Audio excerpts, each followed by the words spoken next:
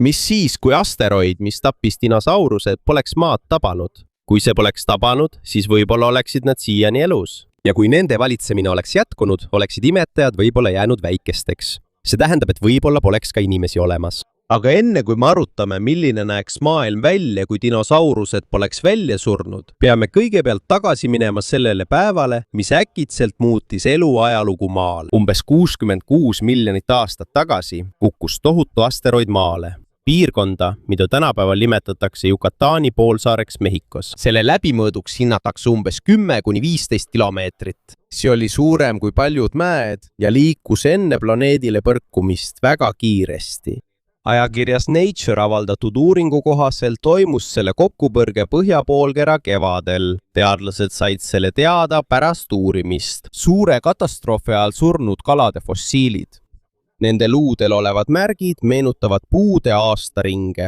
Need näitasid, mis aastaajal nad surid. Kui asteroid tabas, ei teinud see ainult maapinnal auku. See tekitas ka kraatri, mis oli peaaegu 200 kilomeetrit lai. Vaid mõne minutiga sulas, aurustus ja paiskus üles tohutu hulk kive ja merevett. Kokkupõrke koha lähedal olnud kuumus oli piisav, et põletada ja hävitada peaaegu kogu elu ümbruses. Toimusid ka tohutud maavärinad ja tsunamid. Mehhiko lahe lähedal asuvates piirkondades jõudis kohale hiiglaslik laine. Samal ajal langes taevast alla kuumi kive ja muda. Kuid esimene plahvatus ei olnud peamine põhjus, miks nii palju liike kadus.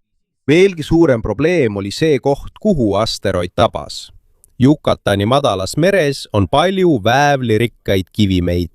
Kui asteroid sellele pihta sai, paiskus atmosfääri tohutul hulgal tolmu, prahti ja väävlühendeid. Need levisid üle kogu maailma ja blokeerisid päikesevalguse. Tundus, nagu oleks planeet paksu kardinaga kaetud. Valguse puudumise tõttu jahenes kliima kiiresti. Paljude taimede ja väikeste mereorganismide fotosüntees peatus või nõrgenes. Kui need kaovad, kaob ka toit loomadele, kes neist sõltuvad. Selle tulemusena varises toiduahel kokku. Paljud taimed surid. Järgmesid taimtoidulised loomad. Seejärel jäid ka suured kiskjad ilma toiduta. Hinnanguliselt kadus maalt umbes 3/4 kõigist liikidest. Nende hulka kuulusid kõik mittelinnulised dinosaurused.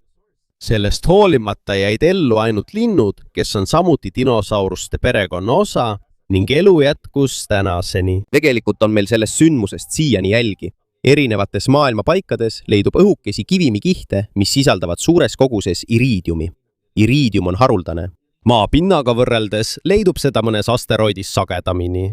See kiht on üks tugevamaid tõendeid selle kohta, et tol ajal tabas planeeti suur taevakeha. Kuid on üks oluline küsimus. Aga mis siis, kui asteroid oleks kukkunud mõnda teise kohta? On tehtud uuringuid, mis ütlevad, et mõju oli nii suur just seetõttu, et see tabas piirkonda, kus oli palju väävlit ja süsinikurikast kivimit. Kui see oleks kukkunud piirkonda, kus sellist materjali on vähe, oleks atmosfääri tõusnud vähem osakesi. Kahju atmosfääris oleks siiski tõenäoliselt olnud endiselt põsine. Aga võib-olla poleks see kogu planeedi ökosüsteemi hävitanud.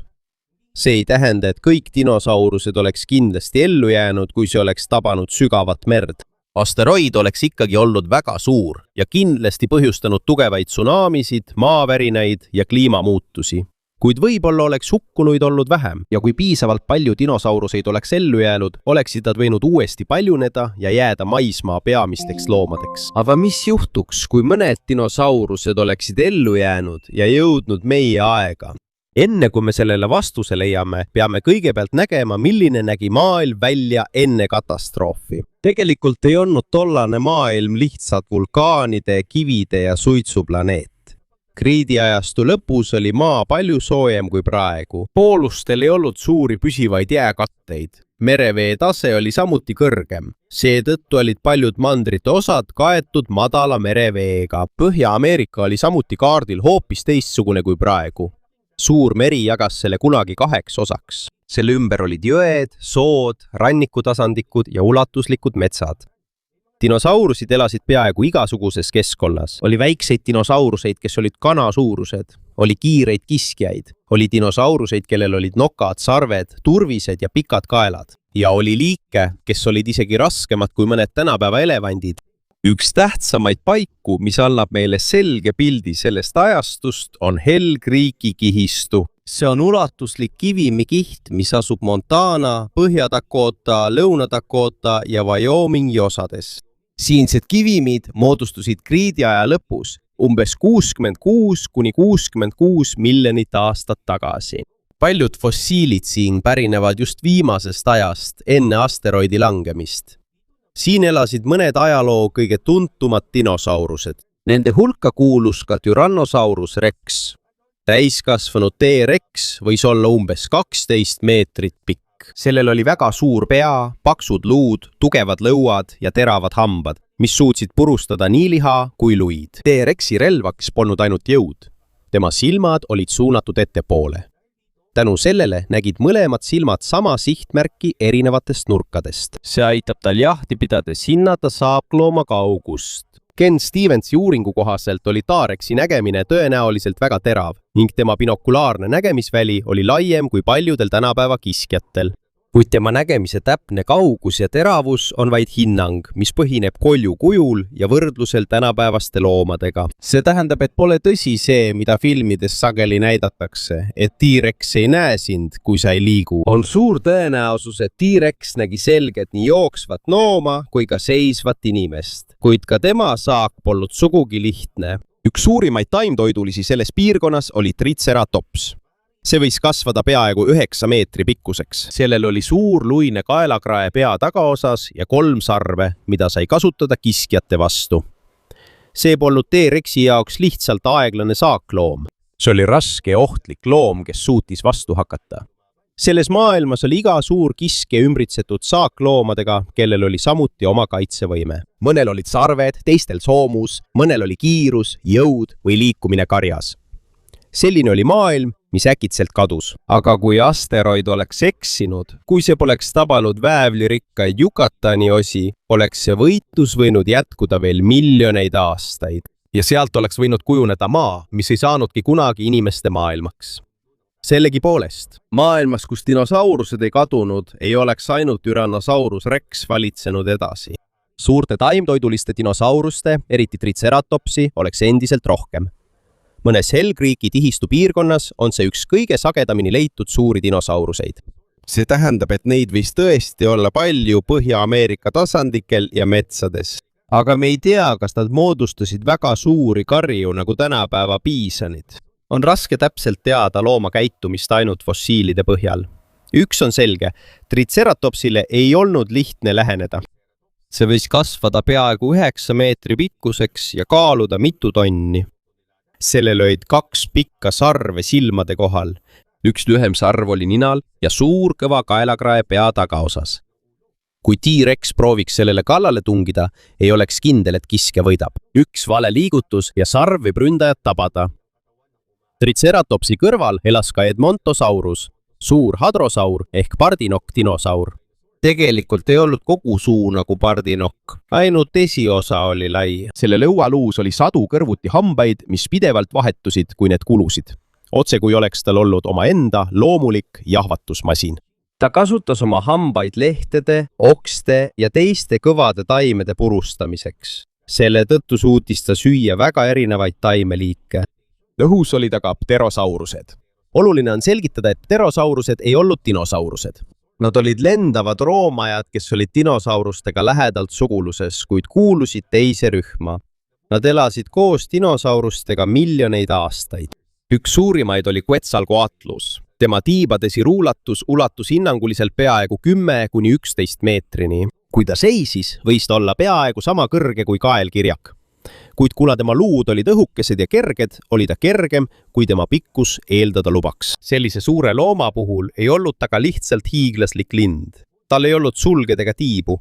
Tema tiib oli tehtud õhukesest, kuid vastupidavast membraanist, mis oli kinnitatud väga pika 4. sõrme külge. Võimalik, et ta otsis maapinnalt väikseid loomi, sarnaselt sellele, kuidas suured toonekured tänapäeval kõnnivad ja toitu otsivad. Kuid paljud tema elu aspektid on endiselt ebaselged, sest fossiile on leitud vaid piiratud hulgal. Veigi nende hiiglaste all olid juba olemas ka imetajad. Nad ei ilmunud ootamatult pärast dinosauruste kadumist. Üle 150 miljoni aasta elasid need 2 rühma kõrvuti. Enamik kriidiajastu imetajatest olid väikesed. paljud neist olid vaid roti, hiire või väikese kassi suurused. Oli ka mõni suurem, nagu Repenomamus, kes võis kasvada mägra suuruseks. Nad ei söönud ainult putukaid. On isegi leitud fossiil, mis näitab, et ühe Repenomamuse kõhus oli väike dinosaurus. See tähendab, et iidsed imetajad polnud mõrgadega kasutud. Nende probleemiks oli see, et dinosaurused olid juba paljud kohad hõivanud. Kui oli vaja suurt taimtoidulist, olid olemas hadrosaurused ja sarvilised dinosaurused. Kui oli vaja suurt kiskjat, olid olemas teropoodid. Meres olid suured merereptiidid, õhus olid linnud ja pterosaurused.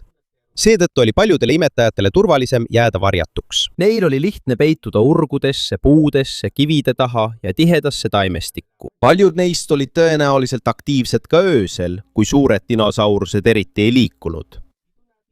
Siin peame parandama ühe vana arusaama. Dinosaurused ei kadunud sellepärast, et nad olid nõrgad, aeglased või ei suutnud enam kohaneda. Nad ei olnud ka lihtsalt hiiglaslikud roomajad, kes ootasid, et targemad imetajad nad nälja vahetaksid. Tegelikult olid dinosaurused väga edukad. Nad valitsesid erinevaid maailma osi üle 160 miljoni aasta. Neil olid väikesed kütid, soomustatud taimtoidulised pikakaelaga hiiglased, sarvedega dinosaurused ja sulelised liigid. Nende kehad ja elustiilid ei olnud samuti ühesugused. Mõnel pteropoodil ja sauropoodil oli sigimissüsteem, mis sarnanes lindude omaga. Neil olid õhukotid, mis olid ühendatud nende kopsudega ja ulatusid ka mõnesse luusse. Selle tõttu liikus õhk nende kehas väga tõhusalt. Õhukotid aitasid ka nende suuri luid kergemaks muuta. See on üks põhjusi, miks mõned sauropoodid suutsid välja arendada väga pika kaela ja väga suure keha. Aga see ei tähenda, et kõigil dinosaurustel oli ühesugune sigimissüsteem. Selle kohta on selgemad tõendid pteropoodide ja sauropoodide puhul kui teistes rühmades. Paljud dinosaurused kasvasid samuti kiiresti. Nad munesid mune, nii et neil polnud vaja kasvavat järglast pikka aega oma kehas kanda. Nad võisid muneda ka palju mune, isegi kui kõik järglased ei elanud täiskasvanuks. Samal ajal on suurte imetajate järglasi tavaliselt vähem. Iga järglase kandmine ja eest hoolitsemine võtab samuti kaua aega. Seega, kui asteroid poleks tabanud, poleks mingit kindlust, et imetajad oleksid dinosaurused kohe välja vahetanud. Aga isegi kui nad oleksid ellu jäänud, ei tähenda see, et maa oleks jäänud samaks.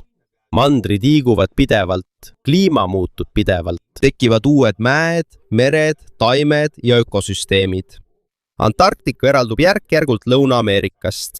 Avanes külma vee läbipääs Antarktika ümber. Aja jooksul aitas see mandrit eraldada soojadest ookeanivooludest. Antarktikas hakkasid moodustuma suured jäämassid. Himaalaja mäestik tõusis jätkuvalt kõrgemale India laama ja Euraasia laama kokkupõrke tõttu. Kui vihm uhub ja lagundab uusi kivimeid, toimuvad keemilised reaktsioonid, mis aitavad eemaldada süsihappegaasi atmosfäärist. Miljonite aastate jooksul muutusid paljud maailma osad järk-järgult külmemaks ja kuivemaks. See saab olema suur katsumus dinosaurustele, kes on harjunud soojema kliimaga, kuid see ei tähenda, et nad kõik kohe surevad. Enne asteroidi kukkumist elasid mõned dinosaurused juba külmades ja kõrgetes laiuskraadides. Dinosauruste fossiile on leitud piirkondadest, kus talvel on pikalt pime. Võimalik, et mõnel neist oli paks karvkate või sulgede sarnane kate, et sooja hoida. Mõned võisid hooaja muutudes ka rännata. Võimalik, et mõned liigid muutusid külma ajal aeglasemaks. Kui nende evolutsioon oleks jätkunud, oleks tõenäoliselt tekkinud uusi dinosauruseid, kes sobiksid paremini külma ja kuiva kliimaga, kuid me ei saa täpselt ette kujutada, millised need oleksid olnud. Näiteks oleks võinud tekkida väikesed sulgedega dinosaurused, kes oleksid osavad puude otsa ronimisel. Nad võiksid süüa puuvilju, seemneid, putukaid ja väikseid loomi. Juba olid olemas väikesed teropoodid, kellel olid kerged kehad, pikad käed, terav nägemine ja suled. Aga see on ainult oletus, kas nad näeksid välja nagu ahvid või neil oleksid primaatidele sarnased käed. Evolutsioon ei ole plaanitud liikuma ühes suunas. See sõltub toidust, vaenlased, haigused ja juhus. Suurt rolli mängivad ka taimed. Õistaimed olid juba levimas enne, kui asteroid maale langes. Paljud neist kasutavad õisi tolmeldajate meelitamiseks ja vilju oma seemnete levitamiseks. Kui loom sööb vilja, võib ta seemne viia eemale algsest taimest. Seejärel võib uus taim kasvada mõnes teises kohas. On ka tõendeid selle kohta, et rohi eksisteeris juba dinosauruste ajal. Mõnede dinosauruste kivistunud väljaheidetest on leitud rohujälgi. Kuid need tohutud rohumaad, mida me täna näeme, levisid alles hiljem. Kui dinosaurused oleksid veel elus, oleksid nad pidanud oma toitumist muutma. Liigid, kes olid harjunud sööma ainult ühte taimeliiki, võisid välja surra. Need, kes suutsid süüa erinevaid taimi, olid suurema tõenäosusega ellujääjad. Võis tekkida uus tüüpi hadrosaur, kellel olid tugevamad hambad. Samuti oli võimalik, et tekkisid väiksemad ja elujõulisemad isendid. Kui kiire sarvedega dinosaurus suutis joosta avatud rohumaal, pidid kiskjad oma saagile järele jõudmiseks samuti kohanema. Kui taimtoiduline muutus kiiremaks, pidi ka kiskja kiiremaks muutuma. Kui saakloom muutus väiksemaks, võisid ka mõned kiskjad väiksemaks muutuda. See ei tähenda, et kõik muutuvad järjest suuremaks. Mõnikord on väiksem keha hoopis kasulikum. Vähem toitu on vaja, lihtsam on peitu pugeda ja kiiremini saab paljuneda. Umbes 56 miljonit aastat tagasi seisid nad silmitsi veel ühe suure muutusega. Seda nimetatakse paleotseeni, eotseeni soojusmaksimumiks. Geoloogia mõistes lühikese aja jooksul sattus atmosfääri ja ookeanidesse palju süsinikku. Maailma keskmine temperatuur tõusis mitme kraadi võrra. Tegelikus ajaloos muutusid metsad, mered ja paljude loomade elupaigad. Mõned liigid kolisid mujale, muutusid väiksemaks või kadusid hoopis. Kui mittelinnulised dinosaurused oleksid veel olemas, seisaksid nad samuti silmitsi samade probleemidega. Mõned troopilised piirkonnad võiksid suurtele loomadele liiga kuumaks muutuda. Nad peaksid liikuma põhja või lõuna poole, otsima vett või olema aktiivsed jahedamatel kellaaegadel. Pole ka kindel, et nad taluvad kuumust paremini kui imetajad. Suured kehad soojenevad aeglaselt, kuid jahtuvad samuti aeglaselt. Kui ümbrus on liiga kuum, võib hiiglaslikul loomal olla raske oma kehast soojust välja saada. Väikesed sulgedega dinosaurused võisid aga kasutada oma sulgi külma eest kaitsmiseks. Aga tugeva kuumuse korral pidid nad samuti leidma viisi, kuidas mitte üle kuumeneda. See tähendab, et mõned dinosaurused suutsid ellu jääda, kuid teised kadusid. Nii töötabki evolutsioon. See ei päästa kogu rühma. Ellu jäävad need liigid, kellel on uue keskkonna jaoks sobivad omadused. Ookeanis on aga palju raskem ennustada, mis juhtuma hakkab. Kui mosasaurused ja plesiosaurused oleksid asteroidist ellu jäänud, oleksid nad võinud jätkata suurte merekiskjatena. Mosasaurused ei olnud meredinosaurused. Nad olid suured meresisalikud, kes olid madude ja varaanide lähedased sugulased. Mõned neist olid üle 10 meetri pikad ja jahtisid kalu, kilpkonni, ammoniite ja teisi merereptiile. Plesiosaurusel oli lai keha ja 4 suurt uime. Mõnel liigil oli väga pikk kael, samas kui teistel oli suurem pea ja lühem kael. Kuid pole kindel, kas nad jäävad valitsema. Muutuvad ka meretemperatuur, veetase, hoovused ja toidu hulk. Kui nende saakloomad kaovad, võivad ka nemad kaduda, isegi ilma asteroidita. Kui nad oleksid edasi elanud, poleks vaaladel, delfiinidel ja hülgedel olnud sama võimalust kasvada ja paljuneda. Nende imetajatest esivanemad oleksid võib-olla jäänud väikesteks ja rannikule lähedale, sest parimad kohad ookeanis olid juba mereroomajate poolt hõivatud. Õus pidid pterosaurused konkureerima lindude üha kasvava arvuga. Ja olgu selge, nii linnud kui ka pterosaurused lendasid, kuid nad ei kuulunud samasse rühma. Linnud on tegelikult elavad dinosaurused. Pterosaurused on eraldi roomajate rühm. Väikesed linnud võisid olla metsas kiiretes pööretes osavamad. Suured pterosaurused võisid aga jääda osavaks lendajaks mere ja avatud alade kohal. Aja jooksul jagasid nad omavahel taeva. Kuid kõige olulisem küsimus ei ole see, mis juhtub hiiglaslike dinosaurustega. Küsimus on selles, kas imetajatele jääb veel ruumi, sest samal ajal kui planeet jätkuvalt muutub, on olemas väike imetajate rühm, kes suudab endiselt ronida puudel, haarata okstest ja kasutada paremat nägemist. Sellest rühmast võivad välja areneda primaadid, aga maailmas, kus dinosaurused on endiselt olemas, ei ole kindel, kas neist saavad kunagi nii suured, võimsad või targad nagu inimesed. Võimalik, et nad jäävadki väikesteks olenditeks, kes peituvad puude otsas. Samal ajal kõnnivad allpool edasi planeedi tõelised kuningad.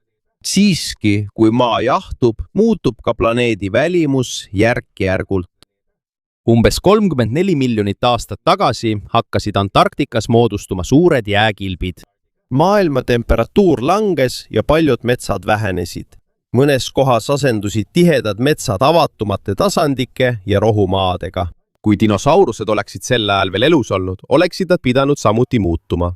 Metsas on lihtne puude ja taimede vahel varjuda, aga avatud tasandikel on suurt looma juba kaugelt näha. Seetõttu muutuvad oluliseks kiirus, terav nägemine ja karjas elamine. Võimalik, et mõned taimtoidulised muutuvad kergemaks ja kiiremaks. Teised võivad aga koguneda suurtesse karjadesse, et kiskjat lihtsamini märgata. Sama asi juhtus ka paljude imetajatega päris ajaloos. Kui avatud tasandikud laienesid, suurenes kiiresti jooksvate loomade arv, nagu muistne hobune ja antiloop.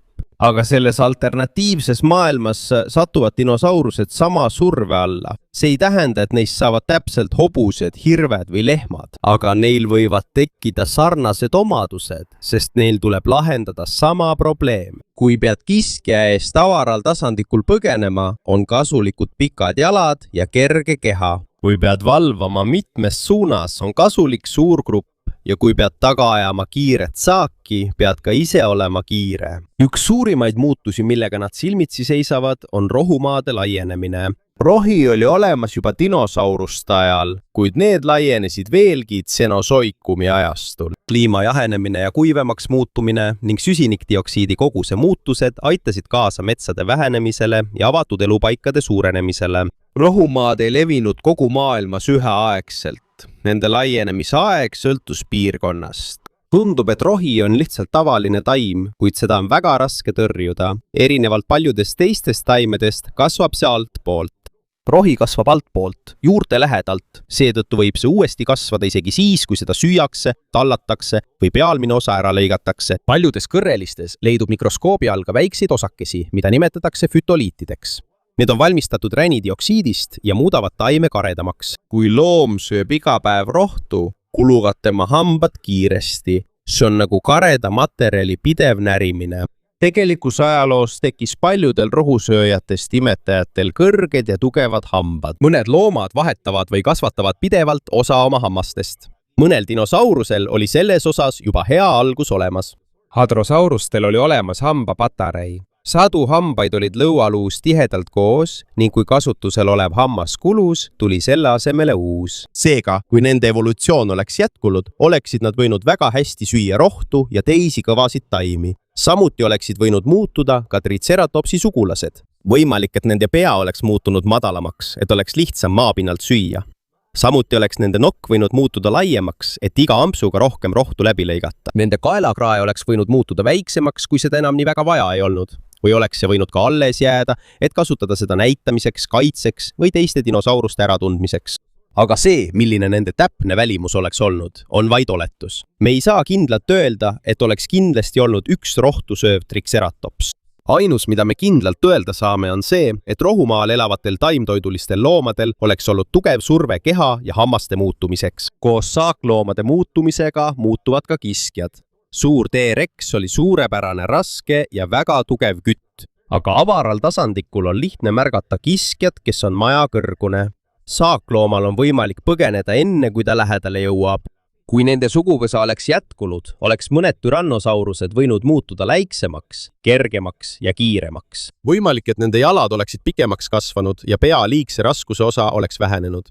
Kuid puuduvad tõendid, mis kinnitaksid, et neist oleks kindlasti saanud karjakütid. On mõned tivististe leiukohad, mis viitavad sellele, et mõned tyrannosaurused võisid koos olla. Kuid sellest ei piisa, et tõestada, et nad jahtisid organiseeritult nagu hundid. Võib-olla kogunesid nad lihtsalt ühe toidu juurde, liikusid samast kohast läbi või surid samal ajal. Seega on grupi jahtimine võimalik, kuid see pole sugugi kindel. Samamoodi on ka dromeosaurustega, sulgedega kiskjate rühmaga, keda sageli nimetatakse raptoriteks. Nad ei olnud täpselt sellised, nagu Jurassic Parkis näidati. Paljud neist olid väiksemad, sulgedega ja me ei tea, kui organiseeritud oli nende jahtimine. On võimalik, et mõned neist jahtisid üksi. Teised võisid ajutiselt kokku tulla, kui toitu oli palju. Avatud tasandikel võisid areneda liigid, kes olid head ja suutsid pikka aega jälitada saaki. Aga me ei saa kindlalt öelda, et nad kasutaksid sama strateegiat nagu Aafrika metskoerad. Veelgi raskem on ennustada dinosauruste intelligentsust. mõnedel väikestel teropoodidel oli võrreldes kehaga suur ajuõõs. Varem nimetati mõnda neist troodontiidideks, kuid teadlased uurivad ja muudavad nende klassifikatsiooni siiani. Suur ajuõõs ei tähenda automaatselt, et nad oleksid olnud sama targad kui inimesed. Ka fossiilse koljukuju ei ole piisav, et teada saada, kas nad suutsid petta, haiget teha, keerulisi rünnakuid planeerida või kasutada erinevaid tööriistu. 1982 aastal lõi paleontoloog Dale Russell mudeli, mida nimetati dinosauroidiks. See on oletuslik olend, mis võinuks areneda, kui ühe intelligentse pteropoodi evolutsioon oleks jätkunud. See seisab püsti nagu inimene, kuid tal on roomajalikud tunnused. Kuid paljud teadlased kritiseerisid seda, sest see eeldab, et kõrge intelligentsus peab viima inimlaadse kehakujuni. See ei ole õige. Varesid ja papagoid on targad, kuid nad näevad endiselt välja nagu linnud. 8-jalg suudab kasutada esemeid ja lahendada lihtsaid probleeme, kuigi tal pole luid ja tema keha on inimesest väga erinev. Seega, kui olekski olnud targem dinosaurus, oleks ta tõenäoliselt ikkagi dinosauruse kujuga. Tal oleks tõenäoliselt ikka saba, suled, 2 jalga ja käed, mis suudavad haarata. Aga me ei tea, kas see suudaks valmistada tööriistu, luua keelt, ehitada linnu või arendada kõrgtehnoloogiat. Samuti ei ole kindel, et evolutsioon viib olendini, kes oleks meie sarnane. Inimintelligents arenes välja väga pika muutuste jada tulemusena. Selle hulka kuulub primaatide eluviis puudel, käte kasutamine haaramiseks, 2 jalal kõndimine, koostöö grupis, järglaste eest hoolitsemine, tööriistade kasutamine ja pidev õppimine teistelt inimestelt. Kui selle ajaloo ükski oluline osa oleks muutunud, oleks tulemus võinud olla hoopis teistsugune. Ja maailmas, mida juhivad endiselt suured dinosaurused, ei pruugi imetajad saada vajalikku võimalust kasvada ja levida. Nad võivad siiski elada öösiti, puudel, urgudes ja kohtades, kuhu suured dinosaurused ei pääse. Võimalik on ka, et tekib imetaja, kes oskab hästi oksast kinni hoida ja kellel on ettepoole suunatud silmad. Kuid see ei tähenda, et inimene ilmtingimata ilmub. Umbes 2 kuni 2,5 miljonit aastat tagasi algas põhjapoolkeral tugevam külmade ja soojemate perioodide vaheldumine. Suured liustikud laienesid ja kahanesid korduvalt. Muutusid merepind, jõed, metsad ja loomad elupaigad. Tegelikus maailmas ilmusid loomad, kes olid hästi kohanenud külmaga, nagu villane mammut, villane ninasarvit ja teised paksukarvaga loomad. Kui dinosaurused oleksid veel elus, oleks samuti võimalik, et tekiksid liigid, kes suudavad ellu jääda. Lumes ja külmadel tasandikel on tugev põhjus seda arvata. Alaskal Prince Creeki kihistustikust leiti dinosauruse fossiil. Dinosaurused elasid seal kõrgel laiuskraadil, kus talvel oli pikk pimedus ja kliima oli külmem kui paljudes teistes kriidiaja maailma osades. On ka tõendeid, et seal oli ka noori dinosauruseid. Seega on võimalik, et nad ei rännanud sealt lihtsalt läbi. Võimalik nad elasid ja paljunesid Arktika piirkonnas kogu aasta vältel. See ei tähenda, et nad elasid sama külmas kliimas nagu tänapäeva Alaska. Tollal oli maailm palju soojem. Aga see näitab, et mitte kõik dinosaurused ei elanud troopilises kliimas. Paljudel teropoodidel oli ka sulestik. Sulestik võis toimida isolatsioonina külma vastu, nagu tänapäeva lindudel. On võimalik, et paksu sulestikuga kiskjad jahtisid külmas tundras. Raske on öelda, kas ka suurtel keratopslastel oli sulgedele sarnane kate. On olemas mõningaid tõendeid harjaste sarnaste struktuuride kohta nende kaugematel sugulastel, kuid sellest ei piisa, et kindlalt väita, et tulevane triceratops oleks kindlasti karvane. Neil võis olla paks nahk, rasvakiht, väiksem kehapind või mõni muu viis, kuidas soojust säilitada. Selles alternatiivses olevikus on maakaart meil endiselt tuttav. Aafrika, Aasia, Austraalia ja Ameerikad on endiselt olemas. Himaalaja, Amazonase jõgi, Sahara ja Vaikse ookean on endiselt olemas. Kuid loomad on hoopis teistsugused. Aafrikas võivad sarvedega dinosaurused süüa avaral rohumaal. Karjaserval võib sulgedega teropood oodata nõrka või noort looma. Lõuna-Ameerikas võivad olla dinosauruste liinid, mida teistel mandritel ei leidu, sest see piirkond on juba ammu eraldunud. Austraalias võivad olla liigid, mis on sama erilised nagu meie maailmas känguru ja nokkloom. Õhus võivad linnud ja pterosaurused endiselt koos lennata. Väikesed linnud võivad olla paremini kohastunud metsadesse, samal ajal kui suured pterosaurused valitsevad avamaad, rannikuid ja ookeane. Mereel võivad samuti elada mosasauruste ja plesiosauruste järeltulijad. kuid ei ole õige öelda, et kindlasti tekiks mosasaurus, mis oleks sama suur kui sinivaal, või plesiosaurus, kes toitub grillist. Meil ei ole otseseid tõendeid, mis ütleksid, millises suunas nende evolutsioon 66 miljoni aasta jooksul liigub. Mõned võivad suuremaks kasvada, mõned võivad väheneda ja kogu rühm võib ka kaduda toidu, kliima, haiguste või konkurentsi muutumise tõttu. Maailm ilma inimesteta ei oleks automaatselt vaiksem ega turvalisem. Endiselt toimuksid vulkaanipursked, metsatulekahjud, maavärinad, põuad, haigused ja looduslik väljasuremine. Loomad võitlevad endiselt toidu ja elupaiga pärast. Kuid ei oleks linnu, maanteid, tehaseid, lennukeid ega suuri laevu, mis ületaksid ookeani. Samuti ei põletataks enam tohutul hulgal kivisütt, naftat ja gaasi. Seda tegi kaasaegne inimene. Seetõttu ei toimuks inimtekkelist kliimamuutus sellisel viisil, nagu me seda praegu näeme. Samuti ei oleks jahti, reostust, metsade raadamist ega invasiivsete liikide toomist, mis on päris maailmas põhjustanud paljude loomade kadumise. Kuid me ei saa ka kindlalt öelda, et alternatiivsel maal oleks kindlasti suurem elurikkus. Miljonite aastate jooksul võivad siiski toimuda paljud loodusõnnetused ja väljasuremissündmused.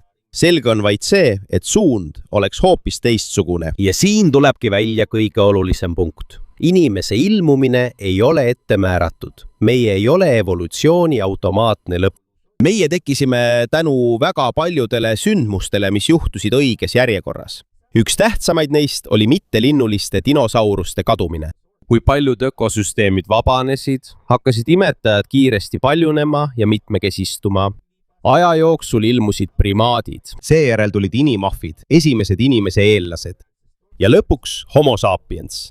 Kui massiline väljasuremine poleks aset leidnud, oleksime võib-olla jäänud väikesteks imetajateks, kes puude otsas peidus elavad, või poleks üldse olnud meie sarnast liiki. Seega asteroid ei lõpetanud ainult dinosauruste ajastut. Juhuslikult avas see ka tee meie ilmumiseks. Aga see ei tähenda, et dinosaurused olid läbi kukkunud, kuna neist ei saanud inimesi. Nad valitsesid maad üle 160 miljoni aasta. Nad kohanesid metsade, kõrbete, jõgede, rannikute ja külmade piirkondadega. Ja nad ei kadunud ka täielikult. Linnud, keda me täna näeme, kuuluvad nende tänini elavasse põlvnemisliini. Iga kord, kui kotkas lendab, jaanalind jookseb või kana kaagutab, jääb alles osa maailmast, mida kunagi valitsesid dinosaurused. Kui asteroid oleks mööda läinud, ei pruugiks meid siin olla, et sellele alternatiivsele maailmale mõelda. Poleks ühtegi inimest, kes vaataks fossiile, ühtegi teadlast, kes uuriks nende luid, ega ühtegi jutustajat, kes küsiks, mis oleks võinud juhtuda. Elu lihtsalt jätkuks, ilma linnadeta, ilma inimesteta ja ilma kellegita, kes teaks, et kogu maa ajalugu oli kunagi peaaegu muutunud.